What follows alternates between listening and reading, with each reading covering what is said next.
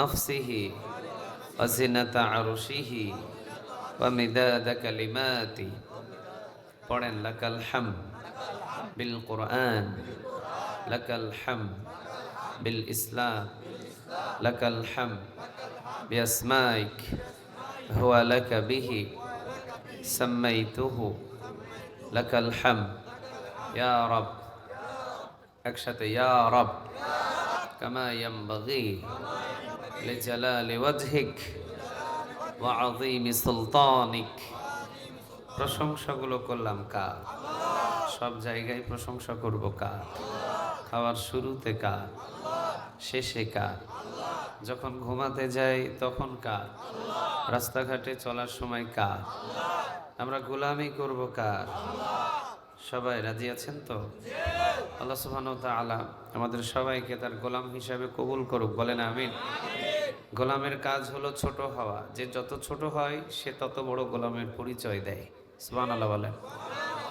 রাসূল নিজেকে পরিচয় দিতেন ছোট করে, বড় করেছেন তিনি কে? তিনি ইমামুল মুরসালিন, ইমামুল মুত্তাকিন, খাতামুন নবিয়্যিন। এই যে সম্মান আর মর্যাদা, এই সম্মান মর্যাদাগুলো রাসূলের বাড়িয়েছেন তিনি কে? যত ছোট হয়েছেন আল্লাহ তত বড় করেছে। সুবহানাল্লাহ নাই? উনি নিজের পরিচয় দিতেন আব্দুল্লাহি ওয়া রাসূলুহু, আল্লাহ আমি আপনার গোলাম। সুবহানাল্লাহ বলবেন না? মাঝে মাঝে বলতেন আল্লাহুম্মা ইন্নী আবদুক, ও আল্লাহ আমি আপনার গোলাম, ও আবনু আবদিক, বান্দার ঘরের গোলাম, ও আবনু আমাতিক, বান্দির ঘরের গোলাম, নাসিয়াতি বিয়াদিক, আমার চুলের মুঠি গো আল্লাহ আপনার হাতের মুঠোয়, ও আল্লাহ আপনি যেই দিকে টানবেন এই মুহাম্মদ সেই দিকেই যাবে। সুবহানাল্লাহ বলেন। কতটা ছোট হয়েছেন চিন্তা করেন, মানে আমার চুলের মুঠি আল্লাহ আপনার হাতের মুঠোই, নাসিয়াতি বিয়াদিক, আমার চুলের মুঠি আপনার হাতের মুঠোয়, আপনি যেমনে টানবেন আমি মুহাম্মদ তেমনি চলবো। চিৎকার দিয়ে পড়েন আল্লাহু আকবার। আল্লাহ রাব্বুল আলামিন বলেন নবী এত ছোট হলেন, আমি আল্লাহ রাব্বুল আলামিন আপনারে এত বড় বানাবো যা পৃথিবী অবাক হয়ে যাবে। আপনি হলেন আমার হাবিবুল্লাহ। সুবহানাল্লাহ বলেন। এই হাবিবুল্লাহ এই উপাধিটা রাসূলকে কে দিলেন? আরো জোরে বলেন কে? আল্লাহ বললেন আপনি হলেন হাবিবুল্লাহ, মানে আপনি হলেন আমার বন্ধু। সুবহানাল্লাহ নাই? কার বন্ধু? আরো জোরে বলেন কার? হাবিবুল্লাহ আপনি হলেন আমার বন্ধু। পৃথিবীতে দুইজন নবীকে আল্লাহ রাব্বুল আলামিন বন্ধু বানিয়েছেন, একটা হলেন খলিলুল্লাহ আর আরেকটা হলো হাবিবুল্লাহ। সুবহানাল্লাহ। খলিল অর্থ বন্ধু, হাবিব অর্থ বন্ধু। তবে খলিল আর হাবিব একই বন্ধু, কিন্তু বন্ধু বন্ধু পার্থক্য আছে না নাই? বিশ্বনবীর ব্যাপারে খলিল ব্যবহার করতে পারতেন, কিন্তু আল্লাহ রাব্বুল আলামিন খলিল ব্যবহার করেন নাই। খলিল ব্যবহার করলেন ইব্রাহিম আলাইহিস সালামের ব্যাপারে, আর হাবিব ব্যবহার করলেন বিশ্বনবীর ব্যাপারে। একজন তিনি কে?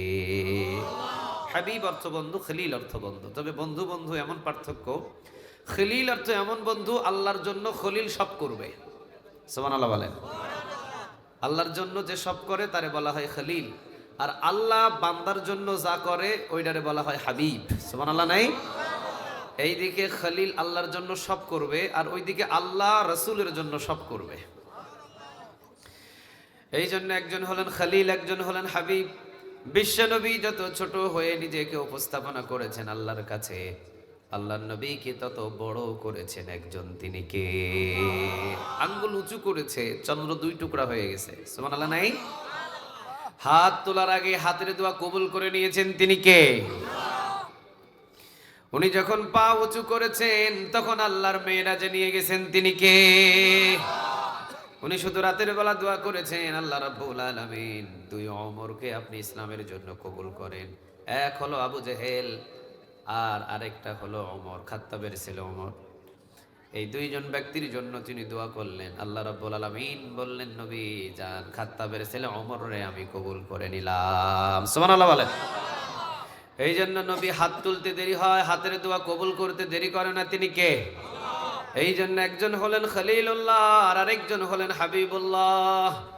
জমিনের ভিতরে আমরা যদি ছোট হই, আমাদের বড় করে দেখবেন তিনি কে? এই জন্য আমরা হলাম গোলাম, শুধু গোলাম নই, গোলামের ঘরের গোলাম। ঠিক না ভাই? ঠিক। খালি গোলাম না, গোলামের ঘরের গোলাম। গোলামের ঘরের গোলাম নাকি আমাদের 14 গোষ্ঠী গোলাম কার? গোলামের পরিচয় দিলে সম্মান পাওয়া যায়, আর মালিক যদি জমিনে হতে চায় তাকে অপমান অপদস্থ করেন তিনি কে? মালিক হতে চেয়েছিল ফেরাউন, মালিক হতে চেয়েছিল নমরুদ, মালিক হতে চেয়েছিল আবু জেহেল, আবুল আহাব, উতবা, শাইবা, মুগীরা। আল্লাহ বলছে তোদেরকে বড় আযাব দিয়ে শেষ করব না, আমি ছোট আযাব দিয়ে শেষ করব। চিৎকার দিয়ে পড়েন আল্লাহু আকবার। যে জমিনের মালিক হতে চায় আল্লাহ তারে ধরে, তবে প্রতিদিন ধরে না। কয়দিন ধরে? আরো জোরে বলেন, কয়দিন ধরে? একদিন ধরে। ধরে না, কিন্তু যেদিন ধরে সেই দিন চাচা পালানোর রাস্তা খুঁজে পায় না। ঠিক না বা ঠিক? উনি ধরতে চায় না, একদিন ধরে না, 2 দিন ধরে না, 3 দিন ধরে না, কিন্তু যেদিন ধরে সেদিন চাচার পালানোর কোনো রাস্তা, কথা বলেন, কোনো রাস্তা নাই। তবে ইতিহাস সাক্ষী আছে, এযাবৎ পর্যন্ত আল্লাহ রাব্বুল আলামিনের জমিনের ভিতরে যারা মালিক হওয়ার জন্য চেষ্টা করেছে, আল্লাহর জমিনে আল্লাহর সৃষ্টির সেরা মাখলুকাত মানুষদেরকে যারা গোলামের মতো ব্যবহার করেছে, তারা জালিম হিসাবে উপাধি পেয়েছে। আর জালিমদের সব সময় ধরেন নাই, কিন্তু 1 দিন, 2 দিন, 3 দিন, 15 দিন, 20 দিন, 1 বছর, 2 বছর, টানা 15 বছর, 17 বছর, 18 বছর, 20 বছর, 100 বছর, 200 বছর পর ধরছে। কারণ জালিমের বিচার আখিরাতে নয়, জালিমের বিচার জমিনেই শুরু করে দেন তিনি কে? জালিমের বিচার আল্লাহ আখিরাতে করবে কম, কিন্তু জালিমের বিচারটা শুরু হয় দুনিয়া থেকে। চিৎকার দিয়ে পড়েন আল্লাহু আকবার। জমিনে থেকে জালিমের বিচার শুরু হয়ে যায়। জমিনের ভিতরে যারা জুলুমি করে, জমিনের ভিতরে যারা অন্যায় করে, আল্লাহ বলে ওদের বিচারটা আমি মৃত্যুর পর থেকে শুরু করি না, দুনিয়াতে জীবিত থাকতে তাদের বিচার শুরু হয়। চিৎকার দিয়ে পড়েন আল্লাহু আকবার। আচ্ছা বলেন তো দেখি, ফেরাউনের বিচারটা কি মৃত্যুর পরে শুরু হয়েছে না মৃত্যুর আগে? নমরুদের বিচারটা মৃত্যুর পরে না মৃত্যুর আগে? মৃত্যুর আগে। ল্যাংড়া মশা দিয়া মগজে কামড়াইছে, আর দিনের পর দিন, রাতের পর রাত কষ্টে ফালায় রাখছে। চিৎকার দিয়ে বলেন ঠিক না বে ঠিক? জমিনের ভিতরে যারাই জুলুমি করে, 1 বছর, 2 বছর, 3 বছর, 5 বছর, 7 বছর, এরপর আল্লাহ ধরে না, কিন্তু যেদিন ধরে আর কোনো ছাড়, কথা বলেন, আর কোনো ছাড়। কারণ এই জমিনটা কার? পিছনের গুলো বলে নাই, এই জমিনটা কার? আল্লাহ রাব্বুল আলামিন বলছেন, তাবারাকাল্লাযী বিয়াদিহিল মুলকু ওয়া হুয়া আলা কুল্লি শাইইন কাদির।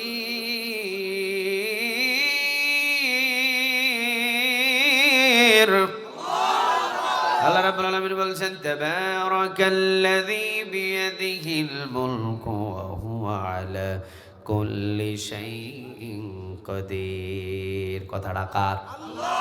আল্লাহ বলছেন বরকতময় আল্লাহ, যার হাতে রাজত্ব, রাজত্ব যার, জমিনটাও তো তার। ঠিক না ভাই ঠিক? আল্লাহ বলছেন লাহু মা ফিস সামাওয়াতি ওয়া মা ফিল আরদ, আসমান এবং জমিনের ভিতরে যা কিছু আছে সব কিছুর মালিকানা কার? তো উনি হলেন এই জমিনের মালিক। আর ওনার জমিনে যদি মানুষ হয়ে ও মালিক হতে চায়, ওরে ধরে না, কিন্তু যেদিন ধরে। কিন্তু জালিমের বিচার আল্লাহ মৃত্যুর পরে না মৃত্যুর আগে শুরু করে? আগে আগে আগে। জালিমের বিচার আল্লাহ রাব্বুল আলামিন মৃত্যুর পরে শুরু করে না, জালিমের বিচার মৃত্যুর আগেই শুরু হয়ে যায়। তবে আল্লাহ বলছেন জালিমদের বিচার আমি বড় জিনিস দিয়ে ধরি না, জালিমদেরকে যত বড় জালিম তত ছোট আযাব। সুবহানাল্লাহ বলেন। চিন্তা করেন, জালিমদের বিচার দুনিয়াতে শুরু হয়, 1। দ্বিতীয় নম্বর পয়েন্ট হলো, সে যত বড় শক্তিশালী জালিম, আল্লাহ বলে আমি তাকে তত ছোট জিনিস দিয়ে ধরি। সুবহানাল্লাহ বলবেন না? যত বড় জালিম তত ছোট জিনিস দিয়ে ধরে তিনি কে? আচ্ছা বলেন তো দেখি, আপনাদের এলাকায় পানিতে ডুবে মারা যায় ছোট মানুষ না বড় মানুষ? ছোট না বড়? আচ্ছা বলেন, ফেরাউন ছোট না বড়? কোথায় ডুবে মারা গেছে? কথা কয় না, কোথায়? এবার বলেন, ছোট মানুষ পানিতে ডুবে মারা যায়, এটা স্বাভাবিক।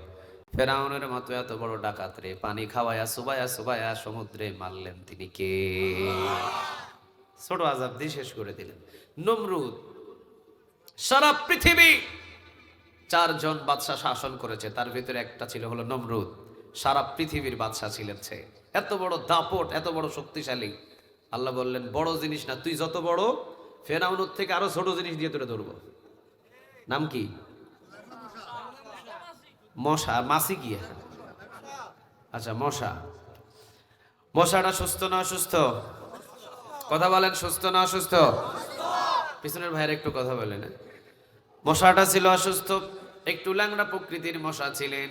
মশাটা তাফসিরের ভিতরে এসেছে, যখন নাক দিয়ে ঢুকছিলেন ছোট ঢুকছিলেন, কিন্তু যখন বাহির হয়েছিলেন তখন কিন্তু এই মশাটা প্রায় ঈগল পাখির মতো সাইজ ছিল। চিন্তা করতে পারছেন? চিন্তা করে দেখেন, মশাটা যখন ঢুকছিল তখন ছোট, বাহির হওয়ার সময় ছিল বড়। মশাটা আল্লাহ রাব্বুল আলামিন ঢোকালেন মাথার ভিতরে, নিজের জুতা পিডনি ছাড়া। মশাও বাহির হলো না, মাথাও ফাটলো না, মারাও গেলেন না। প্রথমে সেনাপতির জুতার পিঠা খাইলেন, সাথী সঙ্গীর জুতা পিঠা খাইলেন, না, কাজ হলো না। নিজের জুতা খুলে যখন নিজে মারে আপনাদের এলাকায়, নিজের খোলা যখন নিজের জুতা খুলে যখন নিজের মাথায় মারে, লোকটা কি ভালো না পাগল? আপনারা কি বলেন ওরে? মেন্টাল, হ্যাঁ, পাগল। এবার আপনারা বলেন, ফেরাউন সেনাপতির জুতার বাড়ি খায়, হয় না? দারোয়ানের জুতার বাড়ি খায়, হয় না? একজন দারোয়ানের জুতার বাড়ি খেয়েও যখন নমরুদের হয় না, তখন নমরুদ লাস্ট পর্যন্ত নিজের জুতা খুলে যখন নিজের মাথায় বাড়ানো শুরু করলেন। বাড়ি দিলে মজা লাগে, বাড়ি থামাইলে আবার যন্ত্রণা শুরু হয়। কি একটা মুসিবত দিয়ে দিছে, চিন্তা করেন। আমি যদি এই মোবাইল দিয়া ফারুক ভাইয়ের একটা বাড়ি দিই, ব্যথা লাগবে না? আর ওর বাড়ি দিলে ভালো লাগে। চিন্তা করে দেখেন, স্বাভাবিক আমাদের দুনিয়াতে যদি আমরা কেউ মারে আমরা ব্যথা লাগে। নমরুদের সিস্টেমটা হলো এমন, মাথায় যখন বাড়ি দেয় তখন তার ভালো লাগে। ভালো লাগে মানে মশা কামড়ানি বন্ধ করে, আর যখন বাড়ানো বন্ধ করে তখন আবার মশায় কামড় দেওয়া শুরু করে। বাড়াইতে বাড়াইতে নিজের জুতা দিয়ে, নিজের জুতা সামনে যা পায় সেইটা দিয়ে বাড়ি দিতে দিতে নিজের মাথা নিজে ফাটায়া দুনিয়া থেকে বিদায় করে দিলেন। তিনি কে? আরেকজন জালিম এসেছিল, নাম ছিল আব্রাহাম। কি ছিল? কথা বলেন, কি ছিল? আব্রাহাম। এই আব্রাহাম একটা কাবাঘর বানালো। ওর রাজত্বের ভিতরেও একটা কাবাঘর বানিয়েছে। কাবাঘর বানানোর পর সমস্ত খ্রিস্টানদের দাওয়াত দেয়, সব এলাকাতে প্রচার করে দিয়েছে, তোরা আয়, আমি কাবাঘর বানাইছি, এই কাবাঘরে তাওয়াফ কর। কেউ যায় না, সবাই যায় মক্কায়। সুবহানাল্লাহ বলেন। কারণ মক্কায় এই ঘরটা পৃথিবীর কেউ বানায় না, এই ঘর বানাইছেন তিনি কে? আব্রাহাম যখন কাবাঘর বানালেন ওনার এরিয়ায়, তখন কাবাঘর বানালেন, কেউ যায় না। এবার চিন্তা করলেন, কি রে, ওই মক্কা ভাঙার জন্য কি চিন্তা ভাবনা কর, কিভাবে ভাঙা যায়। একজন খ্রিস্টান বুদ্ধি দিলেন, আমরা যে কাবাঘর বানাইছি ওই কাবাঘরের ভিতরে আমরাই একজন হাইগা দিই, পায়খানা করে দিই। কি করি? পায়খানা করি। নিজে কাবাঘর বানিয়ে নিজের কাবাঘরে খ্রিস্টানরা ভিতরে একজন গিয়ে পায়খানা করে দিছে। পায়খানা করে দেওয়ার পরে আব্রাহাম বলতেছে, এই আমি কাবাঘর বানাইছি, এই কাবাঘরের ওই কাবাঘরের মতো আমি আমার এরিয়ায় একটা কাবাঘর বানিয়েছি, কিন্তু ওই সমস্ত মক্কাবাসীর হিংসায় আমার কাবাঘরে তারা পায়খানা করে দিয়ে চলে গেছে। চিন্তা করতে পারছেন? আব্রাহাম এবার চিঠি পাঠালেন, তোমরা আমার কাবাঘরে পায়খানা করেছো। সমস্ত মক্কাবাসী কুরাইশবাসী বলে, না, জীবনে কোনোদিন আমরা এই কাজ করতেও পারি না। আসলে তো করছে আব্রাহাম নিজেই, ঠিক না ঠিক? ওই কাবাঘর ভাঙার জন্যে যে কোনো একটা চিন্তা ভাবনা, যে কোনো একটা কৌশল খুঁজেছিল। আব্রাহাম বললেন, আমার কাবাঘরে তোমরা পায়খানা করে দিয়েছো, তোমার কাবাঘরটারে আমি ধ্বংস করব, তোমাদের কাবাঘর আমি ধ্বংস করব। আব্রাহাম তখনও জানে না যে কাবাঘরটা কুরাইশদের নয়, কাবাঘরের মালিক একজন, তিনি কে? আল্লাহ। ওর জানা ছিল না। ও রওনা দিলেন। প্রতিমধ্যে আব্দুল মুত্তালিব ওর সামনে এসে দেখা করেছে। আব্রাহাম মনে করেছে আব্দুল মুত্তালিব আসতে আমার কাছে রিকোয়েস্ট করবে, আমার কাছে একটু নত হবে। এই বলে নত হবে যে, আব্রাহাম, আমাদের এই কুরাইশদের এই কাবাঘরটা আপনি ভাঙেন না, আপনার কাছে আমরা নত হলাম, আপনি চলে যান, অন্তত এইরকম নত হবে। কিন্তু না, আব্দুল মুত্তালিব সোজা এসে আব্রাহামের সামনে দাঁড়িয়ে বলতেছে, আব্রাহাম, তোমার সৈন্যবাহিনী আমার এরিয়ার সমস্ত উট, সমস্ত ছাগল ধরে ধরে নিয়ে এসে তারা জবাই করে আর খায়, এটা তো ইনসাফ না। সমস্ত দুম্বা, সমস্ত উট, সমস্ত ছাগলগুলো এই মুহূর্তে তুমি আমার হাতে মুক্ত করে দাও, আমি সমস্ত উট ও সমস্ত ছাগল নিয়ে মক্কায় চলে যাই। আব্রাহাম বললেন, কি গো আব্দুল মুত্তালিব, আমি কেন আসছি তুমি জানো না? আমি কেন আসছি তুমি জানো না? আব্দুল মুত্তালিব বলে, আপনি কি জন্য আসছেন এটা আমি ভালোভাবে জানি, আপনি কাবাঘর ভাঙতে আসছেন। আব্রাহাম বলে, আমি কাবা ঘর ভাঙতে এসেছি, আপনার কি ভয় লাগে না? আব্দুল মুত্তালিব সাথে সাথে বললেন, আরে কাবা ঘর ভাঙতে আসছেন, আমার ছাগল আমি নিতে আসছি, কাবা ঘর তো আমার না, কাবা ঘর যার তিনি রক্ষা করতে পারবে। আমার সম্পদ, আমার উট, আমার দুম্বা, ওইটা আমার, ওইটা আমারে দাও। আর তুমি কাবা ঘর ভাঙতে যাইবা, ওটা রক্ষা করার জন্য একজন আছেন, আওয়াজ দিয়ে বলেন তিনি কে? ওই ঘর আমার নয়, ওই ঘর আল্লাহ রাব্বুল আলামিনের। আব্রাহাম হস্তে বাহিনী নিয়ে রওনা দিলেন। আল্লাহ রাব্বুল আলামিন আয়াত নাজিল করলেন, আলাম তারা পড়েন, আলাম তারা কাইফা ফাআলা রাব্বুকা বিআসহাবিল ফিল আলাম ইয়াজআল কাইদাহুম ফি তাদলিল ওয়া আরসালা আলাইহিম তায়রান আবাবিল। কার কথা? আরো জোরে বলেন কার? হস্তি বাহিনীদেরকে ধ্বংস করার জন্য পাখি পাঠালেন, তিনি কে? পাখিগুলো ছোট না বড়? আরো জোরে বলেন, ছোট না বড়? ছোট। এত বিশাল হস্তি বাহিনীদেরকে ধ্বংস করার জন্য আল্লাহ ছোট ছোট পাখি পাঠিয়ে সমস্ত হস্তি বাহিনীদেরকে ধ্বংস করে দিলেন। চিৎকার দিয়ে পড়েন আল্লাহু আকবার। এখন বলেন, লক্ষ্মীপুরবাসী ওই আল্লাহ এখনো আছে না নাই? আপনাদের তো বিশ্বাস আওয়াজে মনে হয় না নাই, ওই আল্লাহ আছে না নাই? আগের থেকে শক্তি কমে গেছে? চোখে কি কম দেখে? ক্ষমতা কি কমে গেছে? দরজা, এরপরে জানালা, এরপরে চেয়ার, মানে জংকার ধরে গেছে, তাই না?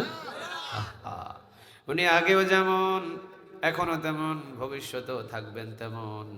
সবাই মারা যায়, মা মৃত্যু নাই একজনের। আওয়াজ দিয়ে বলেন তিনি কে? আল্লাহু লা ইলাহা ইল্লা হুয়া আল হাইয়ুল কাইয়্যুম।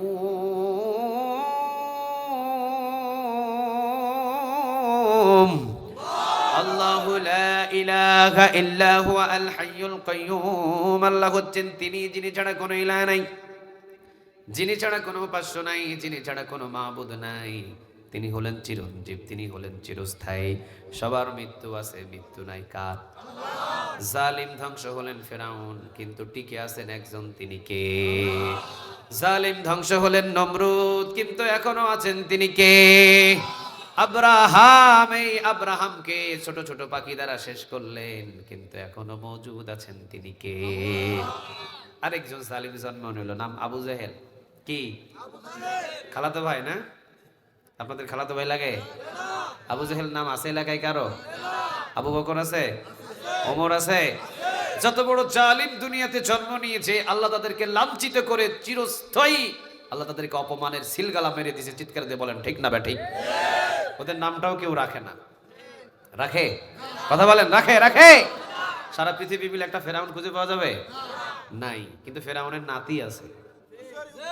হ্যাঁ, আবু জেহেল নাই, আবু জেহেল নাই, কিন্তু আবু জেহেলের বংশধর এখনো আছে। আবু লাহাব নাই, উতবা নাই, সাইবা নাই, কিন্তু ওদের বংশধর এখনো পৃথিবীতে আছে। আওয়াজ দিয়ে বলেন ঠিক না ব্যাঠিক?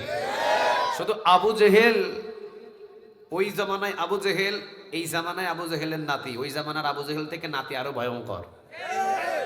কয়েকজন কয় ঠিক, ওই জামানার আবু জেহেল থেকে এই জামানার আবু জেহেলের নাতি আরো ভয়ঙ্কর। ওই জামানার আবু জেহেল বিশ্বনবীর কোরআন তেলাওয়াত সারা রাত জেগে জেগে দাঁড়িয়ে দাঁড়িয়ে শুনেছে। এই জামানার আবু জেহেলের নাতি এমন ভয়ঙ্কর, কোরআনের মাহফিল তো শুনেই না, কোরআনের মাহফিল আরো বন্ধ করে দেয়।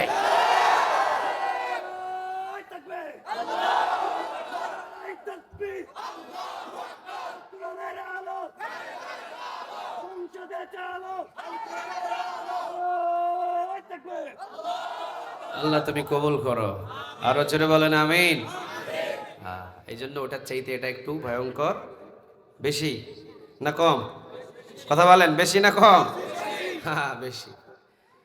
ওই জামানায় আবু জেহেল রাতের বেলা সারা রাত জেগে কোরআন শুনতো, কিন্তু এই জামানার আবু জেহেল কোরআন শোনে না, অন্যজন শুনবে হেটাও দেয় না।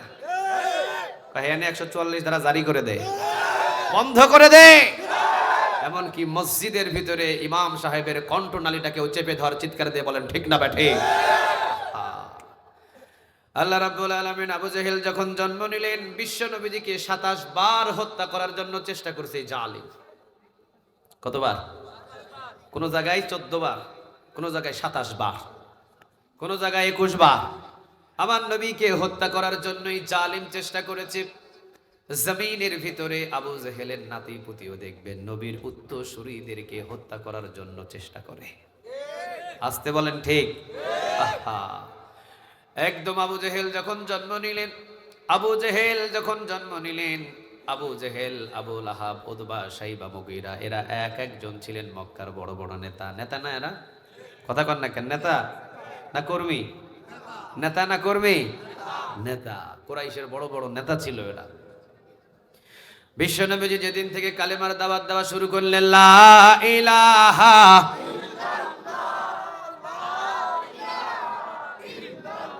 লা ইলাহা ইল্লাল্লাহু মুহাম্মাদুর রাসূলুল্লাহ সাল্লাল্লাহু আলাইহি ওয়াসাল্লাম। কথা কি বোঝা যায়? ভিতরে কথা কি বোঝা যায়? বিশ্বনবীজি আবু জেহেলের কাছে ৮২ বারেরও বেশি গেছে। সুবহানাল্লাহ নাই? কোন বর্ণনায়, ইবনে হিশামের বর্ণনায় এসেছেন বিশ্বনবীজি প্রায় ১২৫ বারেরও বেশি টাইমে আবু জেহেলের কাছে গেছে শুধু একটা দাওয়াত নিয়ে, লা ইলাহা ইল্লাল্লাহ। প্রতিবারই অপমান হয়েছে, প্রতিবার গিয়েছে, প্রতিবার অপমান হয়েছে, প্রতিবার গিয়েছে। রাসূল কখনো থামেন নাই, হত্যা করার জন্য চেষ্টা করছে। বললাম না ২৭ বার হত্যার জন্য চেষ্টা করছে, এরপরেও রাসূল পিছনে যায় নাই, চাচারে দাওয়াত দিয়ে গেছে। চিৎকার দিয়ে পড়েন আল্লাহু আকবার। এই আবু জেহেল প্রথম একটা হত্যার ফায়দারা করলেন, মরুভূমিতে নিয়ে গেলেন বিশ্বনবীজির ডেকে। বিশ্বনবী সাল্লাল্লাহু আলাইহি ওয়াসাল্লাম যখন চাচাকে দাওয়াত দিলেন, চাচা কালিমাটা পড়ে নেন। কালিমা পড়েন চাচা। আবু জেহেল বলল এটাই সুযোগ। আবু জেহেল বলল, মোহাম্মদ আমি তো এই জায়গায় কালেমা পড়বো না, আমি তবে কালেমা পড়বো ওই পাহাড়ের চূড়ায় গিয়ে। পড়াতে পারবা? রাসূল তো সরল মনের মানুষ, রাসূল মনে করছে আমার চাচা কালেমা পড়বে। চাচা তো নিয়ে গেলেন, চাচারে নিয়ে আবু জেহেল বললেন ওই পাহাড়ের চূড়ায় কালেমা পড়বো। পাহাড়ের চূড়ায় গেলেন বিশ্বনবীজি। বিশ্বনবীজিকে বসতে বললেন, আবু জেহেলও বসলেন, দুইজনেই বসলেন। আবু জেহেল বড় একটা পাথর দিয়ে বিশ্বনবীর মাথায় আঘাত করলেন। বিশ্বনবীজির মাথা ফেটে যখন রক্ত ফিঙ্কি দিয়ে বাহির হলো, বিশ্বনবীজি কাত হয়ে পড়ে গেলেন। বুকের উপরে বড় একটা পাথর চাপা দিয়ে চলে আসছে যাতে মোহাম্মদ এখানে মারা যায়। কিন্তু আমির হামজা হরিণ শিকারকারী করছিলেন, হরিণ শিকার করতে তার বড় অভ্যস্ত ছিল, পছন্দ ছিল। আমির হামজা সেখান থেকে নিয়ে এসেছেন। বলেন নাই প্রথম দিন, বলেন নাই কি হয়েছে না হয়েছে, কে মারছে। দ্বিতীয়বারে আবার বিশ্বনবীজিকে বলছে, মোহাম্মদ কোনদিন তুমি আর আমার কাছে কালেমার দাওয়াত নিয়ে আসবা না। বিশ্বনবী দিনে যায় নাই, রাতের বেলা দরজা টোকা দিয়েছেন। আবু জেহেল দরজা খুলেছেন। বিশ্বনবীজি বললেন, চাচা আসছি আপনার কাছে, কালেমাটা পড়ে নেন না চাচা, আসছি আপনার কাছে। আবু জেহেল বলতেছে, মোহাম্মদ তোমারে না আমি নিষেধ করেছি কোনোদিন আসবা না। বিশ্বনবীজি বললেন, চাচা আপনি তো দিনে আসতে নিষেধ করেছেন, এই জন্য তো আমি রাতে এসেছি। সুবহানাল্লাহ বলবেন না? আহা, কত বড় জালিম, চিন্তা করেন কত বড় জালিম। ও চাচা আপনি আমাকে দিনের বেলা আসতে নিষেধ করেছেন, আমি দিনের বেলা আসি নাই, আমি রাতের বেলা এসেছি। রাতের বেলা আসলেন বিশ্বনবী। আবু জেহেল চিন্তা করলেন এটাই সুযোগ, রাতের বেলা সব নিস্তব্ধ, আসো মোহাম্মদ ভিতরে আসো। বিশ্বনবীজি ভিতরে আসলেন, বসলেন। এবার একটা চাদর বিশ্বনবীর ঠিক গলার ভিতরে দিয়ে এত জোরে একটা ফাঁস টান দিলেন, বিশ্বনবীর নিঃশ্বাসটা বন্ধ হয়ে গেল, চেহারাটা ফুলে গেল, কাত হয়ে পড়ে গেলেন। আহা, এইরকম ২৭ বারেরও বেশি আবু জেহেল বিশ্বনবীজিকে হত্যা করার জন্য চেষ্টা করেছে। কত বড় জালিম ছিলেন। শেষ পর্যন্ত যুবকদেরকে লেলিয়ে দিলেন। বিশ্বনবী নিজের ঘরে ঘুমিয়ে আছেন, রাতের বেলা যুবকদের হাতে বল্লম দিয়ে লেলিয়ে দিলেন, যাও মোহাম্মদের দরজা ভেঙে ভিতরে হত্যা করো। কিন্তু এই দিক দিয়ে জিবরিল আলাইহিস সালামকে নবীর কাছে বার্তাটা পৌঁছায় দিলেন। তিনি কে? আরো জোরে বলেন কে? ও মোহাম্মদ ঘুম থেকে উঠেন, হিজরতের সময় হয়েছে, মদিনার দিকে রওনা দেন। বিশ্বনবী আলী রাদিয়াল্লাহু তাআলা আনহুকে বিশ্বনবীর বিছানায় ঘুমায়া দিলেন। আর বিশ্বনবীজি বললেন, আলী ৩ দিন পরে তুমি মদিনায় আমার সাথে দেখা করো। সুবহানাল্লাহ নাই? আচ্ছা বলেন তো দেখি, বিশ্বনবীজিকে হত্যা করার জন্য বল্লম দিয়ে রাসূল সাল্লাল্লাহু আলাইহি ওয়াসাল্লামের বিছানায় আঘাত করবে। রাসূল বললেন, আলী মদিনার মক্কার অসংখ্য মানুষদের আমার কাছে আমানত আছে, এই যে আমানতগুলো নাও, আমানতগুলো পুছাইয়া দিবা, আর আমার এই বিছানায় তুমি শুয়ে থাকবা, যতক্ষণ আমি এই মক্কার অলি গলি পার না হতে পারবো ততক্ষণ তুমি চাদরটা শক্ত করে ধরে রাখবা, যাতে তোমার চেহারার চাদরটা কেউ না খুলতে পারে। সুবহানাল্লাহ বলেন। আর যাওয়ার সময় বলে গেলেন যে 3 দিন পরে তুমি মদিনায় আমার সাথে দেখা করবা। আলী রাদিয়াল্লাহু তাআলা আনহু তিনি বলেন, রাসূল যেহেতু বললেন 3 দিন পর মদিনায় রাসূলের সাথে দেখা আমার হবে, তাহলে বিশ্বাস এই বিছানায় কেউ আমাকে মারতে পারবে না। সুবহানাল্লাহ বাড়িতে গিয়ে বলেন, রাসূল যেহেতু বলেছে মদিনায় 3 দিন পরে তোমার সাথে দেখা হবে, মদিনায় 3 দিন পরে তোমার সাথে আমার দেখা হবে, দেখা কইরো। সেহেতু আলী রাদিয়াল্লাহু তাআলা আনহু 100% বিশ্বাস এটাই আসলো যে আয় রাসূলের বিছানায় হাজার হাজার লক্ষ লক্ষ সৈন্যবাহিনী আসলেও আমি আলীকে কেউ হত্যা করতে পারবে না। যদি মৃত্যু হয় তো রাসূলের 3 দিন পর মদিনায় দেখা করার পরে আলীর মৃত্যু হবে, এর আগে আলীকে কেউ মৃত্যু দিতে পারে না। আলী রাদিয়াল্লাহু তাআলা আনহু চাদর নিয়ে ঘুমিয়ে গেলেন। এই আবু জেহেল কত বড় জালিম, সমস্ত যুবকদেরকে ঢুকিয়ে দিলেন মুহাম্মাদের দরজা ভেঙে ভিতরে ঢুকলেন। হযরত আলী রাদিয়াল্লাহু তাআলা আনহু শুয়ে আছেন। একজন বললেন বল্লম দিয়ে আঘাত করো, আরেকজন বললেন না, চেহারা না দেখা পর্যন্ত আঘাত করা যাবে না, চেহারা দেখো। এবার 7 থেকে 8 জন মিলে চাদর টানাটানি করে। আলী রাদিয়াল্লাহু তাআলা আনহু তিনি বলেন, আমি শুধু চাদরটা একটু হালকাভাবে ধরেছিলাম, মনে হয়েছিল চাদরটা একটু হালকাভাবে ধরেছিলাম। 8 থেকে 10 জন মিলে আমার চাদরটা থেকে আমার মুখটা দেখার মতো তারা শক্তি কুলায়া উঠতে পারে নাই। বিশ্বনবী বললেন, আলী রে, তোমার চাদরের সাথে তোমার হাত ছিল না, চাদরের সাথে একজনের হাতের ছিল। আওয়াজ দিয়ে বলেন, হাতটা কার? তুমি ধরো নাই, তুমি এই চাদরটা শক্ত করে ধরো নাই।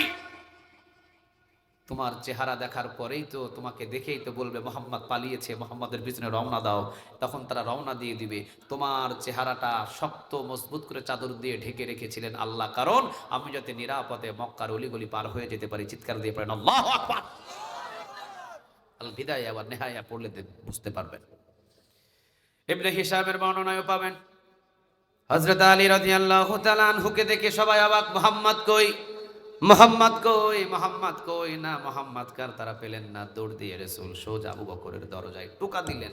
টোকা দিয়ে দরজা খুলে ফেলছে আবু বকর। বিশ্বনবীজি বললেন, আবু বকর, দরজার প্রথম টোকাই খুলে দিলা। সন্ত্রাস হতে পারতো আবু বকর, অন্য কোনো মানুষও তো হতে পারতো, কোনো ডাকাতও তো হতে পারতো। আমি তো তোমাকে আওয়াজ দিয়ে ডাকও দিই নাই, শুধু ছোট্ট করে একটা টোকা দিয়েছি, দরজা খুলে দিলা, ব্যাপার কি? আবু বকর সিদ্দিক রাদিয়াল্লাহু তাআলা আনহু বলছেন, নবী গো, আপনার শরীরের সুঘ্রাণ এটা শুধুমাত্র আমি এখানে নয়, আমি মক্কার অলিতে গলিতে যেখানে যাই গো নবী, সেখানে আপনার শরীরের সুঘ্রাণ আমি অনুভব করতে পারি। আপনি যে আমার দরজার পাশে দাঁড়িয়েছেন ও নবী, দরজায় টোকা দিয়েছেন, সুঘ্রাণে বুঝতে ফেলেছি আমার এই দরজার ওই পাশে তিনি আখিরি জামানার পয়গম্বর মুহাম্মদুর রাসূলুল্লাহ। তুমি কি ঘুমাও নাই? না নবী, আমি ঘুমাই নাই। কেন ঘুমাও নাই? ও নবী, 6 মাস আগে আপনি বলেছিলেন যে আমাকে নিয়ে মনে হয় সফরে বাহির হবেন, সেই দিন থেকে প্রস্তুতি নিয়ে বসে আছি নবী।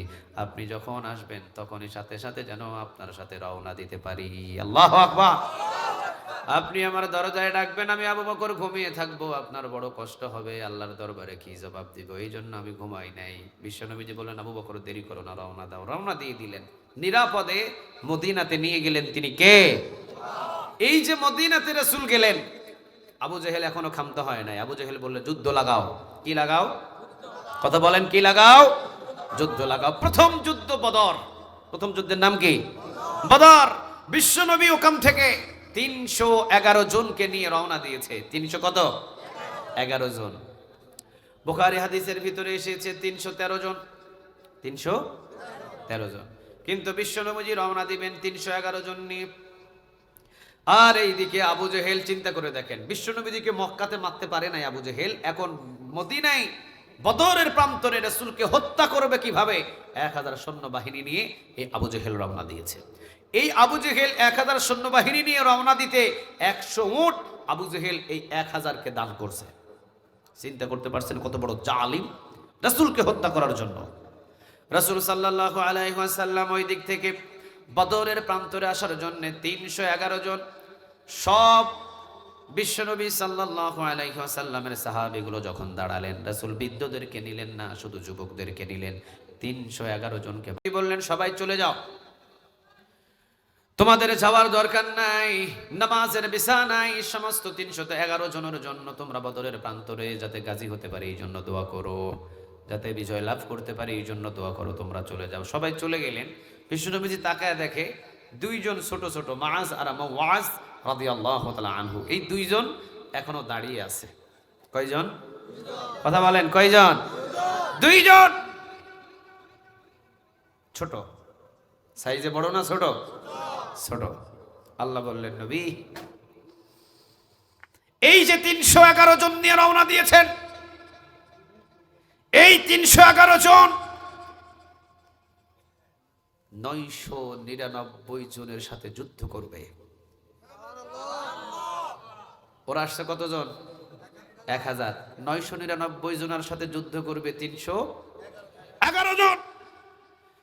আর মক্কার ভিতরে সবচাইতে বড় জালেম পৃথিবীতে ইতিহাস সাক্ষী আছে, যত বড় জালিম জন্ম নেই, আমি আল্লাহ তত ছোট জিনিস দিয়ে তাদেরকে শেষ করি।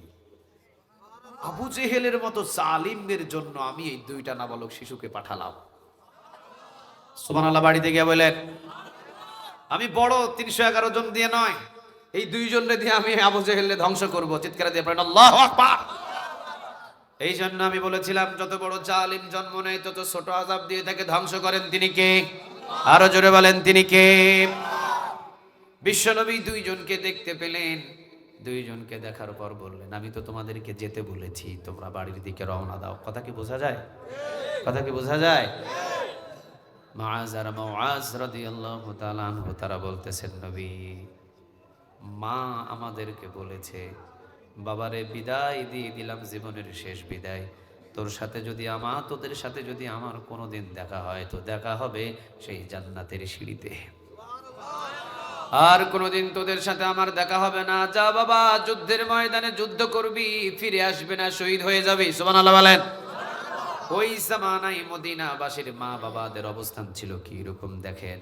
যুদ্ধের ময়দানে ছেলে যুদ্ধ করতে গেছে, যুদ্ধের ময়দান থেকে গাজী হয়ে যখন মদিনায় ফিরছে, মা কথা বলে নাই, বাবা কথা বলে নাই। কেন কথা বলে নাই? কারণ তুই শহীদ হতে কেন পারস নাই। চিন্তা করছেন, শহীদ হতে কেন পারলি না? আমি শহীদের বাবা হব, আমি শহীদের মা হব, এই জন্য তোকে যুদ্ধের ময়দানে পাঠিয়েছি। তোকে তো গাজী হয়ে ফিরতে আসতে বলি নাই, তুই শহীদ হয়ে আসতে পারলি না কেন? শহীদ হয়ে আসতি, আমি খুশি হয়ে যাইতাম। সুবহানাল্লাহ বলেন। চিন্তা করে দেখছেন কি মান ছিল তাদের। যুদ্ধের ময়দান থেকে গাজী হয়ে ফিরলে মা বাবা 2 দিন কথা বলে নাই। কি যুদ্ধ করলি তুই? হযরত মুআজ এবং মুআজ রাদিয়াল্লাহু তাআলা আনহু দুইজন বিশ্বনবীর কাছে বলছেন, নবী মা পাঠিয়ে দিয়েছে, কিভাবে মায়ের সামনে চেহারাটা দেখাবো, কিভাবে মায়ের সামনে চেহারাটা তুলে ধরবো নবী? ও নবী, আমাদেরকে অনুমতি দেন। বিশ্বনবীজি বললেন, না, এত ছোট মানুষ নিয়ে তো আমি বদরের প্রান্তরে যাব না। জিবরিল আলাইহিস সালামও আসেন নাই, কোনো ওহীও আসেন নাই, না আমি তোমাদেরকে নিয়ে যাওয়ার জন্য কোনো ইচ্ছা পোষণ করতে পারছি না। বিশ্বনবীর সামনে যখন দুইটা ভাই যখন বেশি জোরাজুরি করলেন, বিশ্বনবী বললেন, ঠিক আছে, একজন নেব। কয়জন? কথা বলেন, কয়জন?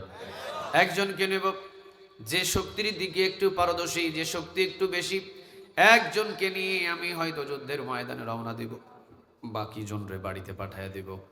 দুইজনে বলছেন, তাহলে নবী শক্তি পরীক্ষা করার জন্য কি করতে হবে? রাসূল বললেন, লড়াই লাগো, তবে তরবারি আমার কাছে জমা দাও। আর দুইজনে শক্তির দিক দিয়ে পরীক্ষা করে দেখি তোমাদের শক্তি কার বেশি। দুইজনের গলা ধরলেন, যেভাবে করে হাত তরবারি ছাড়া যুদ্ধ লাগা যায়। একজন আরেকজনকে নিচে ফেলে, আরেকজন বুকের উপরে চাপে, আরেকজন নিচে পড়ে, আরেকজন বুকের উপরে চাপে। শেষ পর্যন্ত স্বাভাবিকভাবে যিনি বড় তিনি বুকের উপরে ছোট ভাইয়ের চেপে বসলেন। ছোট ভাই নিচে পড়ে গেলেন, আর কোলাতে পারলেন না। ছোট ভাই শক্তির দিকে আর পেরে উঠতে পারলেন না। বিশ্বনবী বললেন, বড়টাকে অনুমতি দিলাম, বড় ভাই তুমি যাও, তুমি যুদ্ধের ময়দানের জন্য অনুমতি পেলা। ছোট ভাই নিচ থেকে চিন্তিত হয়ে গেলেন, সর্বনাশ, বড় ভাই যুদ্ধের ময়দানে চলে যাবে, আর আমার এই চেহারাটা আমার মায়ের সামনে দেখাতে হবে। বড় ভাইয়ের কান ধরে টান দিলেন, কান ধরে টান দিয়ে বড় ভাইয়ের কান মুখের কাছে নিয়ে এসে ফিস ফিস ফিস ফিস করে বলতেছেন, ভাইরে, নানির বাড়িতে গিয়েছি দুইজন, মরুভূমিতে ছাগল চড়াতে গিয়েছি দুইজন, বাবার সাথে বাজারে গিয়েছি দুইজন, কোনোদিন দুইজন আলাদা হয় নাই। আজকে তুমি একা একা জান্নাতে চলে যাবে আর আমাকে ফালায়া যাবে, এটা কি হয়? তুমি একা একা জান্নাতে চলে যাবে আর আমাকে দুনিয়াতে ফেলে রেখে যাবে, এটা কি হয়? ভাই, আমি তোমাকে হাত জোড় করে বলি, তোমার গায়ের শক্তিটা একটু কমায়া দাও, তুমি একটু নিচে পড়ো, আর তোমার বুকের উপরে চেপে বসে আমি বিশ্বনবীজিকে দেখায় দিই শক্তির দিক দিয়ে আমিও কোনো অংশে কম নয়। বিশ্বনবী কথা শুনে রাসূলের দাড়ি ভেজে ভেজে পানি পড়তেছে। আহা, কারে বলে মদিনা? মদিনার মানুষ আজও সর্বশ্রেষ্ঠ মানুষ, ঠিক না বেঠিক? মক্কা মদিনা, মক্কার মানুষ থেকে মদিনার মানুষ এখনো ভালো। মক্কার গুলো একটু হলেও রাগ আছে, একটু হলেও তেড়ামি আছে, কিন্তু মদিনাবাসীতে মদিনার মানুষগুলো দেখেন এখনো মাটির মানুষ। সুবহানাল্লাহ বলেন। বিশ্বনবীজি দুইজনের কথা শুনলেন, সাহাবীরাও শুনলেন। নবী বললেন, সাহাবীরা, আমি তো চাই দুইজনকে নিয়ে যাওয়ার জন্যে। আব্দুল্লাহ ইবনে মাসউদ রাদিয়াল্লাহু তাআলা আনহু সাথে ছিলেন, তিনিও বললেন, নবী আপনি দুইজনকে নিয়ে নেন। নবীও বললেন, আমি দুইজনকে নিয়ে যাওয়ার জন্য প্রস্তুতি আছি, তোমরা কি বলো? সাহাবীরা বললেন, ঠিক আছে, দুইজনকে। কথা বোঝা যায়? দুইজনকে অনুমতি দিয়ে দিলেন। দুইজন বালু টালু ঝেড়ে রেডি হয়ে গেলেন, তরবারি নিলেন। হাসতে হাসতে আনন্দ করতে করতে রাসূলের সামনে সামনে যুদ্ধের ময়দানে নাচতে নাচতে রওনা দিয়েছেন দুই ভাই। সুবহানাল্লাহ বলবেন না? সামনের দিকে রওনা দিয়েছেন। নবী তাদের আনন্দ দেখে নিজে অবাক হয়ে গেলেন, আহারে, যুদ্ধের ময়দানে যাওয়ার জন্য কতটা পাগল। এই জন্য আমি সকল যুবকদেরকে বলবো, যুবক, আজকে তোমার কাছে দাড়ি ভালো লাগে না, আজকে তোমার কাছে টুপি ভালো লাগে না, আজকে তোমার কাছে নামাজ ভালো লাগে না, মনে রেখে দিও, মাআজ আর মাআজ তোমার থেকে বয়সে ছোট ছিল, কিন্তু জীবনের জীবন কিভাবে আল্লাহকে খুশি করার জন্য দিতে হয় মাআজ আর মাআজ ইতিহাস করে গেছে। আল্লাহু আকবার। সাহাবীদের খাতায় নাম লিখে দিয়ে গেছেন। চিন্তা করে দেখেন, সাহাবীদের খাতায় নাম লিখেছেন মাআজ এবং মুআজ রাদিয়াল্লাহু তাআলা আনহু। সাহাবীদের খাতায় নাম লিখেছেন, ১৬ লক্ষ সাহাবীদের লিস্টে তাদের নামটা উঠে গেছে। একজন সাহাবীর মর্যাদা কতটা শোনো। আব্দুল কাদের জিলানী রাহিমাহুল্লাহকে একজন ওনার ভক্ত গিয়ে বলতেছেন, আব্দুল কাদের জিলানী রাহিমাহুল্লাহ, আপনি বড় নাকি বেলাল বড়? নাউজুবিল্লাহ বলেন। আব্দুল কাদের জিলানী রাহিমাহুল্লাহ পিছনের দিকে পড়ে গেলেন। জ্ঞান ফিরে এসে বললেন, এই আহাম্মকটা কই যে বলেছিল আমি বড় না বেলাল বড়? শুনে রাখো, একজন সাহাবীর পায়ের নিচের যে বালু আছে, ওই বালুর যতটুকু মূল্য আছে সারা পৃথিবীর মুসলমানদের এই মূল্যটাও নাই। চিন্তা করে দেখেন, একজন সাহাবীর পায়ের নিচের বালুর যে মর্যাদা আছে, সম্মান আছে, সারা পৃথিবীর সমস্ত মুসলমানদের সেই মর্যাদা নাই। একজন সাহাবীর পায়ের নিচের বালুর মর্যাদা আকাশ চুম্বি করে দিয়েছেন, তিনি কে? সাউন্ড একটু বাড়াও তো, সাউন্ড একটু বাড়াও, বাড়াও। ঠিক আছে। এই জন্য যে কথাটুকু আমি বলছিলাম, হযরত মুআজ আর মুআজ রাদিয়াল্লাহু তাআলা আনহু দুইজনে রওনা দিচ্ছেন। সামনে অনেক আনন্দ উল্লাস করে নিয়ে এরা সামনের দিকে রওনা দিয়েছেন। ইন দ্য মিন টাইম, বদরের প্রান্তরের আগ মুহূর্তেই জিবরিল আলাইহিস সালাম এসে বিশ্বনবীর কানে কানে বলছেন, ইয়া রাসূলুল্লাহ, দুই ভাইকে অনুমতি দিয়েছেন আপনি বদরের প্রান্তরে যাওয়ার জন্য। দুই ভাই যুদ্ধ করবে কিন্তু ফিরে আসবে না। দুই ভাইকে শহীদ হিসাবে কবুল করে নিয়েছেন, তিনি কে? দুইজনেই শহীদ। ও নবী, দুইজনেই শহীদ হবে, দুইজন আর কখনো ফিরে আসবে না। নবী দুইজনকে শহীদ করে নিয়েছেন। আল্লাহ রাব্বুল আলামিন দুইজন আর ফিরে আসবে না। বিশ্বনবী এই কথাটুকু শুনেও একটু কষ্ট পেলেন, তবে একটু আনন্দ পেলেন। আল্লাহ এত ছোট ছোট মানুষদেরকে জান্নাতের মেহমান হিসাবে কবুল করে নিয়েছেন, তিনি কে? কারণ যারা শহীদ তাদের কোনো হিসাব নাই, বিনা হিসাবে তাদেরকে জান্নাত দান করবেন, তিনি কে? শহীদ তারা কখনো মরে না, তারা জীবিত। সূরা বাকারার ভিতরে বলেছেন শহীদদেরকে জীবিত রেখেছেন, তিনি কে? বিশ্বনবী রওনা দিলেন বদরের প্রান্তরে।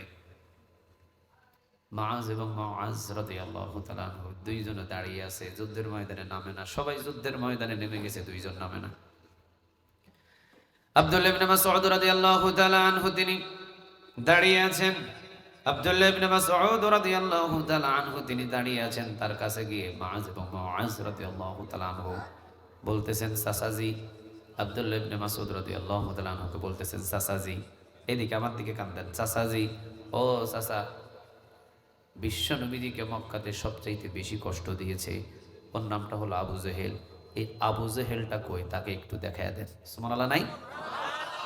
আব্দুল্লাহ ইবনে মাসউদ রাদিয়াল্লাহু তাআলা আনহু অবাক হয়ে গেছে। আব্দুল্লাহ ইবনে মাসউদ রাদিয়াল্লাহু তাআলা আনহু তিনি নিজেও গিয়েছেন শুধু আবু জেহেলকে হত্যা করার জন্য। চিৎকার দিয়ে পড়েন আল্লাহু আকবার। ওই আবু জেহেলকে হত্যা করার জন্য আব্দুল্লাহ ইবনে মাসউদ রাদিয়াল্লাহু তাআলা আনহু গিয়েছেন। কেন গিয়েছেন জানেন? মক্কার সিঁড়িতে আব্দুল্লাহ ইবনে মাসউদ রাদিয়াল্লাহু তাআলা আনহু এই কোরআন থেকে তেলাওয়াত করেছিলেন। আবু জেহেল এসে আব্দুল্লাহ ইবনে মাসউদের কান বরাবর একটা থাপ্পড় দিয়েছিলেন। সেদিন কানের পর্দাটা ফেটে রক্ত পড়েছিল। রাসূল বলেছিলেন, আব্দুল্লাহ ইবনে মাসউদ, একটু সবুর করো, এই জালেম তোমার হাতেই কতল হয়ে যাবে। আল্লাহু আকবার বলবেন না? একটু সবুর ধরো, জালেম তো কতল হবেই হবেই তোমার হাতে। এমন কি সারা পৃথিবীতে কোরআনের ধ্বনি উড়ে যাবে, জালিমরা পৃথিবীর কোনো স্থানে জায়গা পাবে না। রাসূলের কথা, এটা কি অবিশ্বাস করা যায়? আরো জোরে বলেন, অবিশ্বাস করা যায়?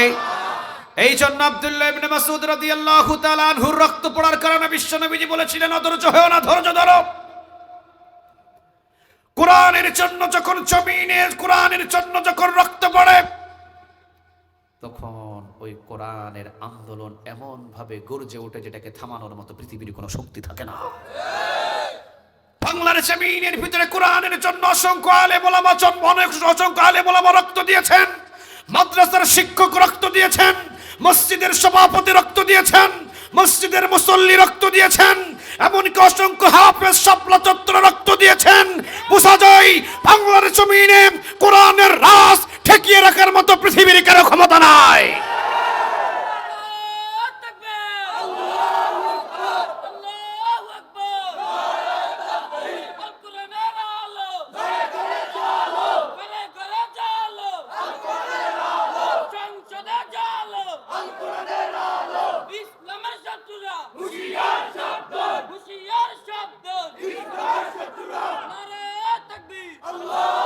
আল্লাহ তুমি কবুল করো, আল্লাহ তুমি কবুল করো। আর একটু জোরে বলেন আমিন। আব্দুল্লাহ ইবনে মাসউদ রাদিয়াল্লাহু তাআলা আনহুকে যখন মুআজ এবং মুআজ রাদিয়াল্লাহু তাআলা আনহু দুইজনে মিলে যখন বললেন, চাচা আবু জেহেল কোনটা? আমরা তো চিনি না, আমরা তো মদিনা থেকে আসছি, আপনি তো মক্কার মানুষ, আপনি তো চিনেন আবু জেহেল কোনটা, শুধু একটু দেখায়া দেন। আব্দুল্লাহ ইবনে মাসউদ রাদিয়াল্লাহু তাআলা আনহু মনে মনে চিন্তা করতেছে, তোমরা আবু জেহেলকে খুঁজতেছো কি জন্য, একটু বলতে হবে। মুআজ এবং মুআজ রাদিয়াল্লাহু তাআলা আনহুমা দুইজন ভাই বলতেছে, বিশ্ব নবীজিকে সবচাইতে যে বেশি কষ্ট দিয়েছে তাকে হত্যা করার জন্যই আজকে যুদ্ধের ময়দানে এসেছি। রাসূলকে যে কষ্ট দিয়েছে তাকে হত্যা করার জন্য যুদ্ধের ময়দানে এসেছি। কিন্তু আজকে বাংলার জমিনের ভিতরে 14 কোটি মুসলমান জন্ম নিয়ে থাকার পরেও এই বাংলার জমিনে আমার রাসূলকে ছাগল মুহাম্মদ বলা হয়, আমার রাসূলকে বিড়াল মুহাম্মদ বলা হয়, আমার রাসূলের ফ্যামিলি নিয়ে বাজে মন্তব্য করা হয়। কিন্তু 14 কোটি মুসলমান ঘুমায়া থাকে, যুদ্ধের ময়দানে নামার কোনো খবর না। কিয়ামতের ময়দানে এই ঈমানেরও হিসাব নেবেন তিনি কে? আরো জোরে বলেন, তিনি কে? এত সোজাই যে জান্নাত পেয়ে যাবেন এত সহজ না, এত সহজে জান্নাতে যাওয়া যাবে না। অবশ্যই অবশ্যই নবীর ভালোবাসাটা কলিজায় পৃথিবীর সব থেকে বেশি থাকতে হবে, ঠিক না? ঠিক। লা ইউমিনু আহাদুকুম হাত্তা আকুনা আহাব্বা ইলাইহি মিন ওয়ালিদিহি ওয়া ওয়ালাদিহি ওয়ান নাসি আজমাইন। রাসূলের ভালোবাসা মায়ের চাইতে, বাবার চাইতে, আত্মীয় স্বজনের চাইতে যদি বেশি না থাকে, সে কখনো মুমিন হতে পারবে? আরো জোরে বলেন, পারবে না। আব্দুল্লাহ ইবনে মাসউদ রাদিয়াল্লাহু তাআলা আনহু তিনি বলতেছেন মনে মনে, বাবারে তোমরা দুইজনে এসেছো, কিন্তু আমিও তো আব্দুল্লাহ ইবনে মাসউদ এসেছি। ওই জালিমকে শেষ করার জন্য। আব্দুল্লাহ ইবনে মাসউদ রাদিয়াল্লাহু তাআলা আনহু তিনি বললেন, আমি যখন দুইজনকে দেখাইয়া দিলাম বাবারা, ওই যে দেখো সিংহের মতো দেহ, ওই যে দেখো বসে আছে ঘোড়ার উপরে, ওর নামটা হলো আবু জেহেল। আবু জেহেল দেখায়া দেওয়ার পর যখন বাচ্চাদের দিকে তাকায়া দেখি, আব্দুল্লাহ ইবনে মাসউদ বলতেছে, বাচ্চাদের দিকে তাকিয়ে দেখি নাই। ডান দিকে তাকায়া দেখি ছোটটা নাই, বাম দিকে তাকায়া দেখি বড়টাও নাই, পিছন দিকে তাকায়া দেখলি মনে করলাম মনে হয় ভেগে চলে গেছে, দেখি না পিছনেও ভাগে নাই। সামনের দিকে তাকায়া দেখি দুই ভাই ঘোড়ার দুই দিক থেকে আল্লাহু আকবার বলে আবু জেহেলের পায়ের উপরে দুই ভাই একই সাথে হাঁটু বরাবর এত জোরে আঘাত করেছে, ওই যে কাত হয়ে পড়ে গেছে ঘোড়ার পিঠ থেকে আবু জেহেল, দ্বিতীয়বারের মতো আর দাঁড়ানোর সুযোগ পায় না।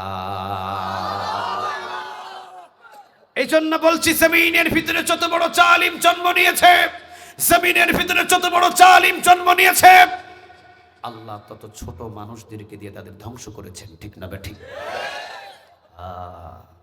বুঝতে হবে, আকার ইঙ্গিতে বুঝাইয়া দিতেছি।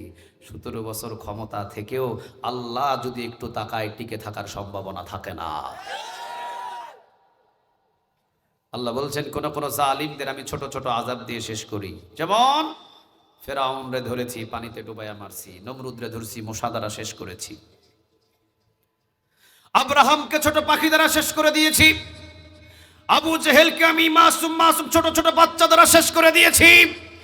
আই জমিনের ভিতরে ইতিমধ্যে যত জালিম জন্ম নেবে, কাউকে আগুন দ্বারা, কাউকে বাতাস দ্বারা, কাউকে আবার ভিতরে ভয় দ্বারা শেষ করে দিয়েছি।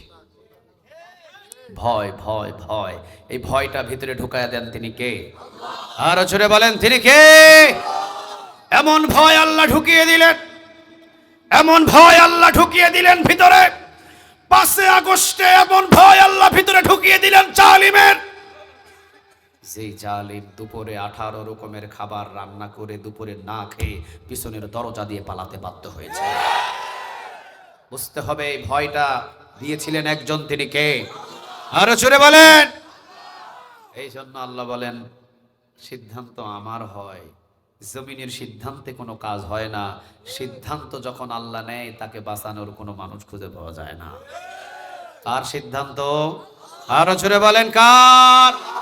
যদি আল্লাহর সিদ্ধান্ত না হয়, তাহলে বাংলার জমিনের সমন্বয়ক ছাত্র আন্দোলনের চাহিদা ছিল পদত্যাগ, তারা চেয়েছিল পদত্যাগ।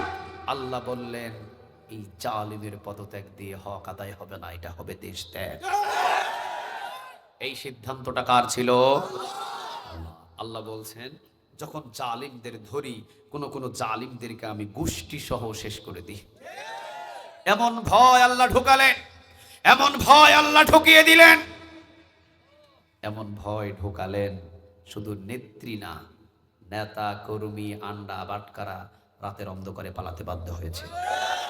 শুধু তাই নয়, মসজিদের খতিব পর্যন্ত পালাতে বাধ্য হয়েছে। বাইতুল মুকাররমের ইমাম আছে, কথা বলেন, আছে। এই যে জমিনে যখন আপনি জালিয়াতি শুরু করবেন, জুলুমি শুরু করবেন, তখন ধরবে না, কিন্তু যেদিন ধরবে গোষ্ঠী সহ উৎখাত করে দিবেন তিনি কে? এই জন্য একটা কথা কান খাড়া করে শুনে রাখো মুসলমান, একটা কথা কান খাড়া করে শুনে রাখো মুসলমান। আল্লাহ জালিমরা ধরেন নাই, জালিয়াতি করেছে জমিনের উপরে, কিন্তু যখন জালিমদের ধরেছেন, দ্বিতীয়বারের মতো ফেরাউন দাঁড়াতে পারে নাই, নমরুদ দাঁড়াতে পারে নাই, আব্রাহাম দাঁড়াতে পারে নাই, আবু জেহেল দাঁড়াতে পারে নাই। এখনো পর্যন্ত জালিম মাঝে মাঝে বলে ঠুস করে ঢুকে পড়বো, ঢুকলেও জালিম জমিনে দাঁড়ানোর কোনো সুযোগ নাই। বুঝে নেবেন, জালিমকে যখন আল্লাহ ধরে, দাঁড়ানোর মতো আর কোনো সুযোগ দেয়? আরো জোরে বলেন, দেয়? কত বড় জালিম হতে পারলে নিরপরাধ বাবাকে ফাঁসিতে ঝুলিয়ে হত্যা করে, তার সন্তানকে আবার 12 বছরেরও বেশি ফ্যামিলি থেকে আলাদা করে আয়না করে বন্দী রাখতে পারে। কি জাতের জালিম হতে পারে? কি জাতের জালিম হলে এমন জঘন্যতম কাজ করতে পারে? আবু জেহেল, আবু লাহাব, উতবা, শাইবা, মুগীরাও তাদের জীবনেও এতটা জালিমের ইতিহাস নাই যতটা জালিমের ইতিহাস বাংলার জমিনে 5 আগস্টের আগে ঘটে গেছে। আমার দেশের টাকার বন্দুক, আমার দেশের টাকার হেলিকপ্টার কিনা, আমার দেশের টাকার হেলিকপ্টারের তেল কিনা, আমার দেশের টাকায় হেলিকপ্টারে পুলিশের বেতন দেওয়া, আমার ট্যাক্সের টাকায় বুলেট কিনা, সেই বুলেট দিয়ে বাবার কোলে 6 মাসের শিশুকে হত্যা করা হয়েছে। কত বড় জালিম হতে পারলে এইরকম জঘন্যতম কাজ করতে পারে? এই জন্য আল্লাহ বলেন, তোমাদের সিদ্ধান্ত ছিল পদত্যাগ, তোমাদের সিদ্ধান্ত কাজ হয় নাই। আমার আল্লাহর সিদ্ধান্ত হয়েছে দেশ ত্যাগ। এই জন্য পিছনের দরজা দিয়ে চোরের মতো পালাতে বাধ্য করতে হচ্ছে। আল্লাহ রাব্বুল আলামিন এগুলো জালিমদের সঙ্গ থেকে আমাদের হেফাজত করুন। আর একটু জোরে বলেন আমিন। মুসলিম শরীফের বর্ণনায় বিশ্বনবীজি বলেছেন, কোন জালিমের পক্ষ নিয়ে যদি কেউ কথা বলে সেও জালিম। কোন জালিমকে যদি 1 গ্লাস পানি দেয় এগিয়ে দেয় সেও জালিম। কোন জালিমের পক্ষে যদি কেউ আন্দোলনে হুঙ্কার দিয়ে কথা বলে সেও জালিম। কিয়ামতের দিন জালিম যে কাতারে থাকবে, ওই জালিমের কর্মীও সেই কাতারে উঠায়া দিবেন। তিনি কে? আমরা কি জালিমদের কাতারে উঠতে চাই? আরো জোরে বলেন, উঠতে চাই?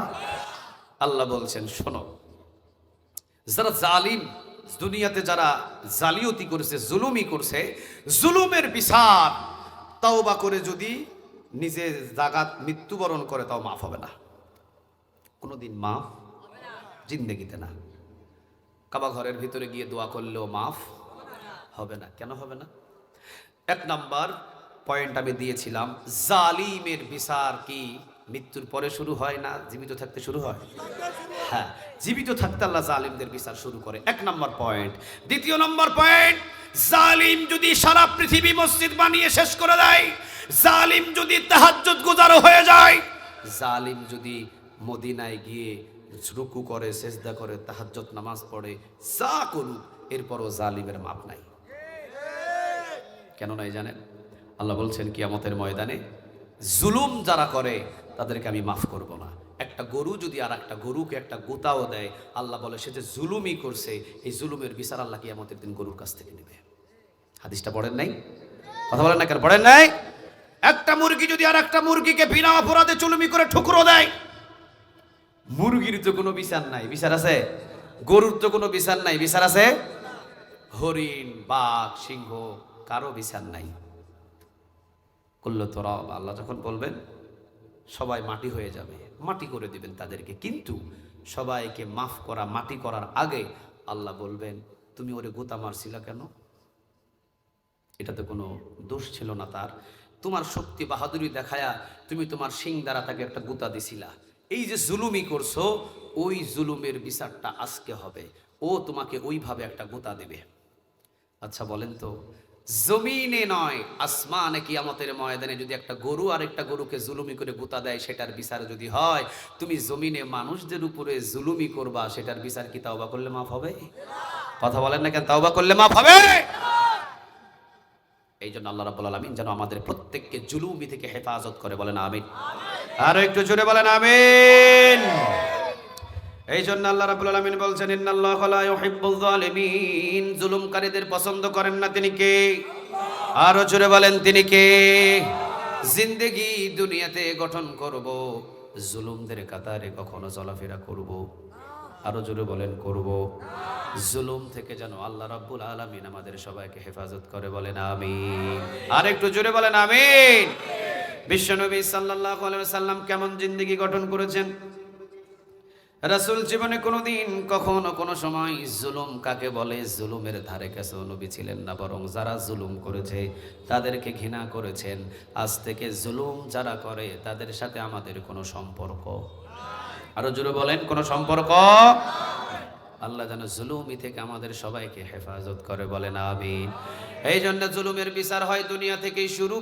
2 নম্বর হলো, জুলুম যারা করে তাদেরকে বড় আযাব দিয়ে আল্লাহ ধরেন না, ছোট আযাব দিয়ে তাদেরকে ধ্বংস করে দেন। তিনি কে? 3 নম্বর পয়েন্টটা হলো, জুলুম যদি জমিনের ভিতরে করে তাওবা করলেও মাফ হবে না। কারণ কিয়ামতের ময়দানে গরু ছাগল জুলুমি করলেও মাফ নাই, মানুষ যদি মানুষের উপরে জুলুমি করে কিয়ামতের ময়দানে মাফ হবে না, কিয়ামতের ময়দানে হিসাব নেবেন তিনি কে। ভয়ানক একটা বিষয় হলো জুলুম। তাহলে জুলুমি থেকে আমরা সবাই বেঁচে থাকবো ইনশাআল্লাহ। আরেকটু জোরে বলেন ইনশাআল্লাহ। বিশ্বনবী জীবনে কোনোদিন কখনো জুলুমের সাথে সম্পর্ক করেন নাই, বরং নবীর উপরে যারা জুলুম করেছেন তাদেরকে ভালো ব্যবহার দেখায়া জিন্দেগিটা পরিবর্তন করে দিয়েছে। সুবহানাল্লাহ বলেন। রাসূলের একটা আদর্শ ছিল, রাসূল কখনো প্রতিশোধ নিতেন না। সুবহানাল্লাহ নাই? রাসূলের আদর্শটা জীবনে কোনোদিন কি নিতেন না? কথা বলেন, কি নিতেন না? প্রতিশোধ নিতেন না। উনি মাফ করে দিতেন এবং পরিপূর্ণভাবে তাকে বদলায়া দিতেন। চিৎকার দিয়ে পড়েন আল্লাহু আকবার। তাহলে রাসূল সাল্লাল্লাহু আলাইহি ওয়াসাল্লামের একটা আদর্শ আমরা পেয়ে গেলাম। রাসূল জীবনে কোনোদিন প্রতিশোধ তেমন নেন নাই, তবে প্রতিশোধ নিয়েছেন কোন সময়? যখন কোরআনটাকে কেউ বাধা দিতে আসছে রাসূল ছাড়েন নাই। ঠিক না ভাই? ঠিক। কোন সাহাবীকে যদি কেউ বিনা অপরাধে হত্যা করেছে রাসূল ছাড়েন নাই। ইসলামের কোন আইনের ব্যবস্থার বিরুদ্ধে যদি কেউ আন্দোলন করেছে রাসূল তাকে ছাড়েন নাই। কিন্তু রাসূলের দেহের উপরে যদি কেউ আঘাত করেছে রাসূল তাকে মাফ করে দিয়েছে। সুবহানাল্লাহ। পাখা লাগবে না।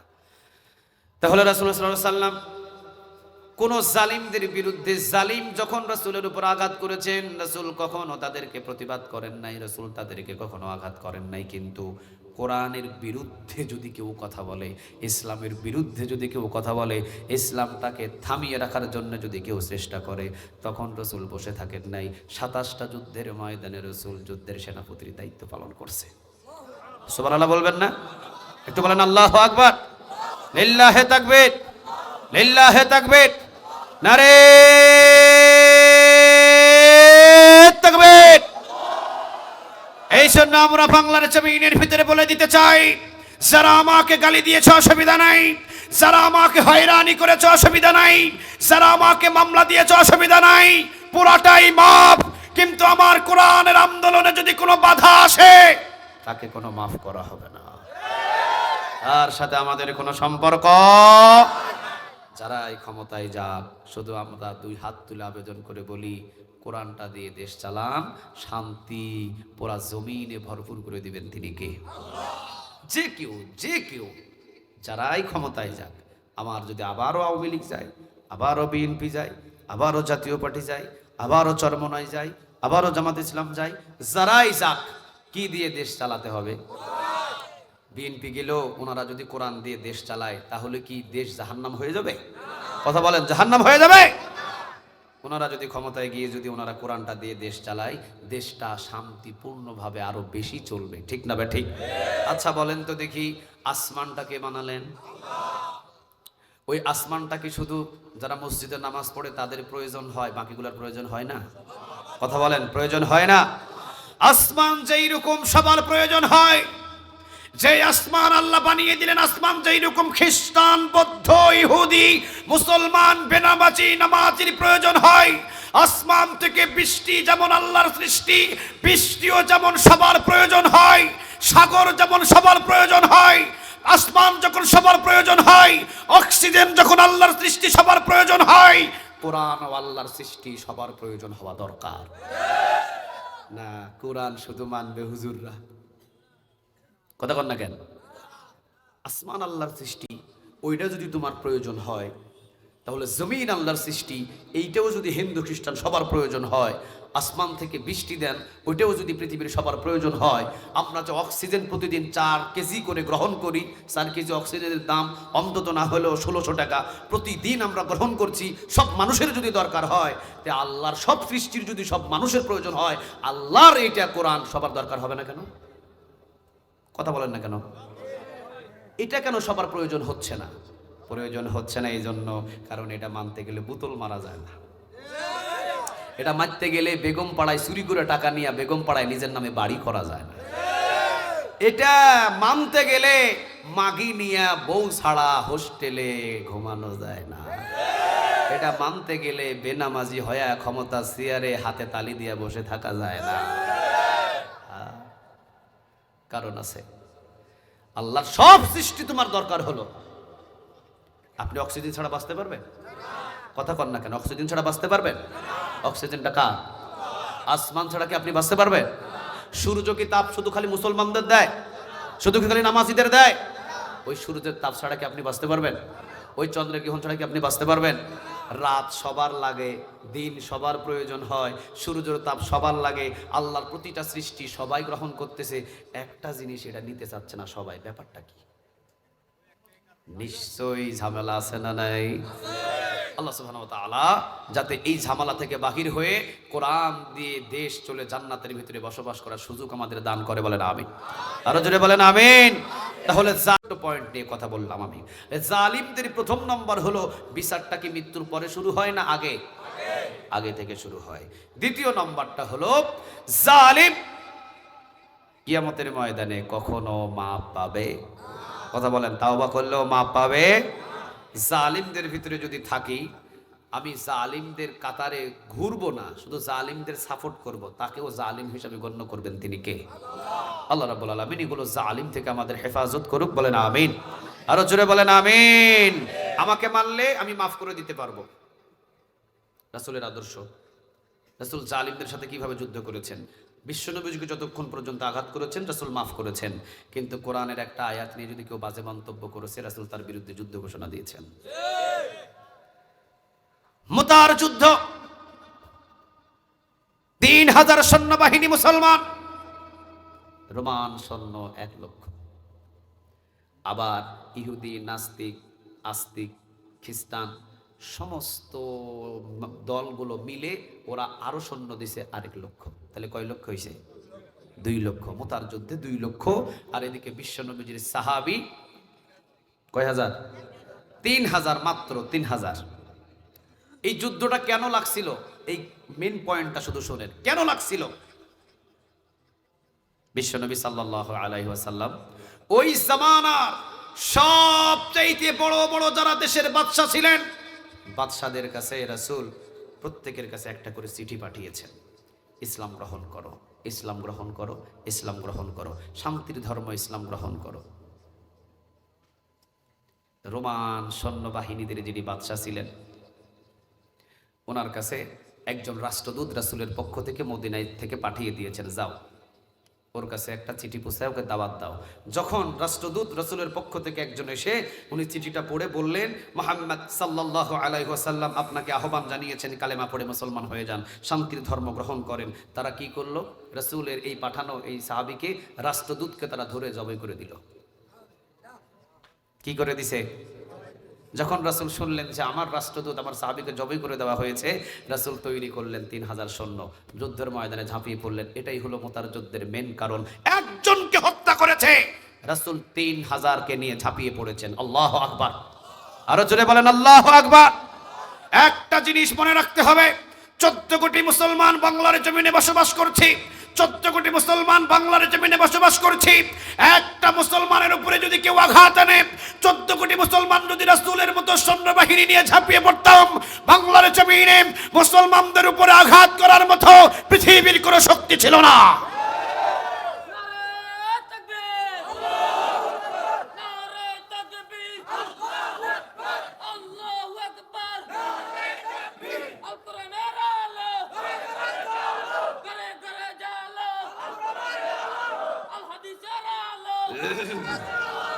আল্লাহ তুমি কবুল করো, আল্লাহ তুমি কবুল করো। এই জন্য বলছি, সব দিকে আমরা জালিমদের মাফ করতে পারি। আমার কোরআনের বিরুদ্ধে, আল্লাহর বিরুদ্ধে, রাসূলের বিরুদ্ধে যদি কেউ কথা বলে, সেই জালিমের কোনো মাপ, কথা বলেন, সেই জালিমের কোনো মাপ। জালিমদের বিরুদ্ধে যুদ্ধ করা নফল না ফরজ? কথা বলে না, নফল না ফরজ? আমরা আদায় করবো তো ইনশাআল্লাহ। আরো জোরে বলেন ইনশাআল্লাহ। তাহলে 3টা পয়েন্ট থেকে আমরা শিখতে পেলাম, জালিমদের বিচার দুনিয়া থেকে শুরু হয় না, মৃত্যুর পরে। 3 নাম্বার, জালিমদেরকে ধরে না, কিন্তু যখন ধরে সেটা কি বড় আযাব দিয়ে ধরে না ছোট আযাব দিয়ে? ছোট আযাব দিয়ে। 3 নাম্বার আমরা বুঝতে পারলাম, কিয়ামতের ময়দানে একটা পশু যদি কারো উপর, পশুর উপরে জুলুমি করে যেমন মাপ নাই, কিয়ামতের ময়দানে কোনো জালিমের কোনো মাপ হবে। অতএব জালিমদের কাতারে আমরা কখনো হাঁটবো? আরো জোরে বলেন হাঁটবো। আল্লাহ সুবহানাহু ওয়া তাআলা আমাদের সবাইকে কবুল করুক, বলেন আমিন। খুব সুন্দরভাবে আপনারা বসেছেন, খুব চমৎকারভাবে বসে আছেন। আজকে শুধু এতটুকু যদি করতে পারেন, নিজে চোখে দেখছেন এটা সাদা, দেখছেন এটা কালো। এই সাদা কালো চিনে যদি জালিমকে আর নিরপরাধ মাজলুমকে এদের পক্ষ নিয়ে যদি শুধু এতটুকু আজকের এই বয়ান থেকে যদি গ্রহণ করে রাতের বেলা যদি সিদ্ধান্ত নিয়ে জালিমদের পক্ষ থেকে দূরে সরে এসে যদি মাজলুমদের পক্ষে দাঁড়িয়ে যেতে পারেন, এই মাহফিল একজন যদি পরিবর্তন হয় মাহফিলটা কবুল হয়ে যাবে। আল্লাহ সুবহানাহু ওয়া তাআলা জালিম থেকে দূরে থেকে মাজলুমের পক্ষে থাকার আমাদের প্রত্যেককে দান করুক, বলেন আমিন। এই জন্য বলছি জালিম কখনো শেষ পর্যায়ে টিকে থাকতে পারে না, মাজলুম শেষ পর্যায়ে টিকে থাকে এবং মাজলুমকেই পুরস্কার দান করে দেন তিনি কে? আল্লাহ রাব্বুল আলামিন। ইন্নাল্লাহা লা ইউহিব্বুয যালিমিন। আল্লাহ জালিম সম্পর্কে যতটুকু কথা শুনলাম, মাহফিলের নামে ঢোল বাজায় এটা কি জায়েজ? আর হইছে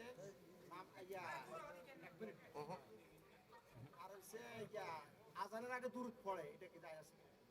আচ্ছা, আজানের আগে দরুদ পড়ে এরপরে মাহফিলে ঢোল বাজায়, হ্যাঁ? বিতর্কিত প্রশ্ন বলতে এটা ঠিক আছে, এটা বিতর্কিত একটা প্রশ্ন, অনেকে করে অনেকে করে না। আজানটা হলো অ্যালাউজমেন্ট। আজানের চাইতে ভালো শব্দ কি আর আছে?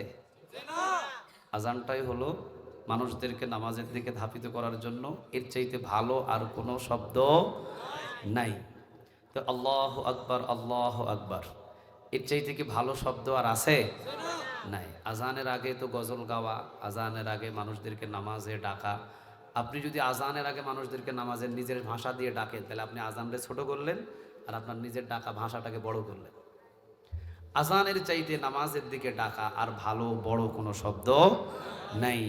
তো আজানের আগে দরুদ পড়ে, এই দরুদটা আজানের ওই জায়গায় গিয়ে ওই অবস্থানে গিয়ে দরুদটা না পড়ে আপনি 24 ঘন্টা দরুদ পড়েন, কোনো অসুবিধা নাই, কোনো অসুবিধা নাই। যেহেতু পৃথিবীর কোনো জায়গায়, বাংলাদেশেই শুধু আমাদের দেখা যায় অধিকাংশ জায়গায় আজানের আগে, চট্টগ্রামে বিশেষ করে বেশি আজানের আগে দরুদ পড়ে, কিন্তু পৃথিবীর কোনো জায়গায়, আমি মক্কাতে গিয়েছি, আমি মদিনাতে গিয়েছি, মদিনাতে থাকি, মক্কায় গিয়েছি, সেখানে থাকি, আজান হচ্ছে, কই সেখানে কি আজানের আগে কোনো দরুদ পড়া হয়? না, আজানের আগে দরুদ পড়া হয় না। কিন্তু দরুদ যে খারাপ জিনিস এটাও কিন্তু বলা যাবে না। সব সময় আপনি দরুদ পড়েন, অসুবিধা নাই, কিন্তু আজানের আগে দরুদ যখন তো পড়লে কেউ চলে গেছে পক্ষে, কেউ চলে গেছে বিপক্ষে। যেহেতু মক্কা মদিনায়ও তো নাই, সাহাবীদের জগতেও এটা ছিল না, কোনো একটা হাদিসের রেফারেন্সে দেখানো যাবে না যে আজানের আগে দরুদ পড়ছে অমুক সাহাবী, এমনও কোনো ইতিহাস নাই। তো সেক্ষেত্রে যেখানে পাওয়া যাচ্ছে না সেখানে আপনি বলে মানুষদেরকে বিভ্রান্তি করে ফেলছেন, বিষয়টা এমন নয়। তো এই জন্য আজানের আগে দরুদ না পড়াটাই ভালো, কারণ আজানটা হলো নামাজের দিকে মানুষদেরকে আহ্বান করার জন্য আপনি সেখানে দাঁড়িয়েছেন। এই আজানের চাইতে ভালো আর কোনো জিনিস আপনার মুখ থেকে এখন আর বাইর হতে পারে না। আজানটাও একটা ইবাদত, যে মুয়াজ্জিন আজান দেয় যতদূর পর্যন্ত আওয়াজ যায় ততদূর পর্যন্ত সকল মাখলুকাত এবং গাছপালা তার মাগফিরাতের জন্য দোয়া করে। তার আজান শুনে যত মানুষ নামাজ পড়ে, যে নামাজ পড়ে যত নেক পেয়েছে, যে আজান দিয়েছে তার আমল নামে আল্লাহ ততগুলো নেক জমা করে দিয়েছে। তাহলে এটা একটা ইবাদত, এটা একটা কি? আজান দেওয়াটা কি ইবাদত? তাহলে আপনার ইবাদত আল্লাহ যেভাবে বলেছেন ঠিক সেভাবে হওয়াটাই উত্তম। আরেকটা প্রশ্ন হলো ঢোল তাবলা, ঢোল তাবলা এগুলো হলো হারাম, এগুলো কি হারাম, এগুলো হারাম। আচ্ছা শোনেন, এগুলো আসলে এগুলো পর্যায়ের মানুষগুলো আছে, ঢোল তবলা, ঢোল বাজানো হালাল কোনটা? সেটা হলো তফ, সেটার নাম কি? তফ। এক সাইড খোলা, এক সাইড লাগানো। তফের কি এই যে এটার নাম কি? কাপ না? কাপের এই সাইড কি খোলা, এই সাইডে লাগানো। তোফ ঠিক এইরকম, তোফটার হলো এক সাইড লাগানো আর এক সাইড খোলা। এইটা আপনি বাজাতে পারেন, কোনো অসুবিধা নাই। বিয়ে শাদীর অনুষ্ঠানে অথবা ছোট ছোট সোনামণিদের ঈদের অনুষ্ঠানে বাজাইছে, রাসূলের গুলোকে পছন্দ করছেন। বিয়ের অনুষ্ঠানে তোপ বাজাইছে, রাসূল আবু বকর বাধা দিতে গেছেন, রাসূল বলছে বাধা দিও না, ওদেরকে আনন্দ করতে দাও। ঈদের অনুষ্ঠানে তোপ বাজাইছে, আবু বকর বাধা দিতে গেছেন, রাসূল বলছে বাধা দিও না, আজকে ওদের আনন্দের দিন, বাজাতে দাও। তোপ বাজানো জায়েজ আছে, কিন্তু ঢোল তবলা জায়েজ নাই। দুই দিক দিয়ে যেটা মারা হয়, দুই দিক দিয়ে মেরে দুই দিকে যেটা বাজায়, এটা জায়েজ নাই। হারমোনিয়াম এটাও জায়েজ নাই। আল্লাহ সুবহানাহু ওয়া তাআলা এগুলো থেকে আমাদের হেফাজত করুক, বলেন আমিন। এক হাদিসে এসেছে, রাসূল সাল্লাল্লাহু আলাইহি ওয়াসাল্লাম বলেছেন, কোনো মানুষ যদি ঢোল তবলা শুনে আর ঢোল তবলার তালে তালে যে গানগুলো হয় ওই গানগুলো যে শুনে, তার জাহান্নাম, তার কান দুটো আল্লাহ ৭,৫০০ বছর জাহান্নামের ভিতরে রাখবে। কথা বুঝতে পারছেন? ঢোল তবলা বাজায়া যে গানটা শোনা হয়, এই গান যে শুনবে কান দিয়ে, এই কানটা ৭,৫০০ বছর, একটা গানের জন্য ৭,৫০০ বছর ঢোল তবলা বাজানো গান শোনার কারণে একটা গানের জন্য ৭,৫০০ বছর জাহান্নামের আগুনে জ্বালাবেন তিনি কে? তাহলে কত গান শুনতেছেন আপনি ঢোল তবলা বাজানো? মোবাইলের মাধ্যমেও তো শুনে, ঠিক না? শুধু ওই ওখানে বাজে, অরুষ স্বরূপে বাজে, ওইটাই খালি শোনা যাবে না, মোবাইলটা শোনা যাবে? হ্যাঁ, ওই টিভি, ঘরের ভিতরে যে টিভি রাখছেন জাদুর বাক্সা ইয়ান, আনের বেডি যে 14 ঘন্টা পর্যন্ত হিয়ান দেখে, এটা জায়েজ? হ্যাঁ না, কোনোটাই জায়েজ নয়, কোনোটাই জায়েজ নয়। আল্লাহ সুবহানাহু ওয়া তাআলা এগুলো থেকে আমাদের হেফাজত করুক, বলেন আমিন। তাদেরকে বুঝাইয়া বলবেন, ভালো করে বলবেন যে এগুলো থেকে ফিরে আসো, বুঝিয়ে শুনিয়ে বললে তারা শুনবে ইনশাআল্লাহ। আমরা প্রত্যেকে মোনাজাতের মাধ্যমে এরপরে তাবারক নিয়ে আপনাদের জন্য আয়োজন করেছে, তাবারক নিয়ে এরপরে আমরা এখান থেকে বিদায় নেব ইনশাআল্লাহ।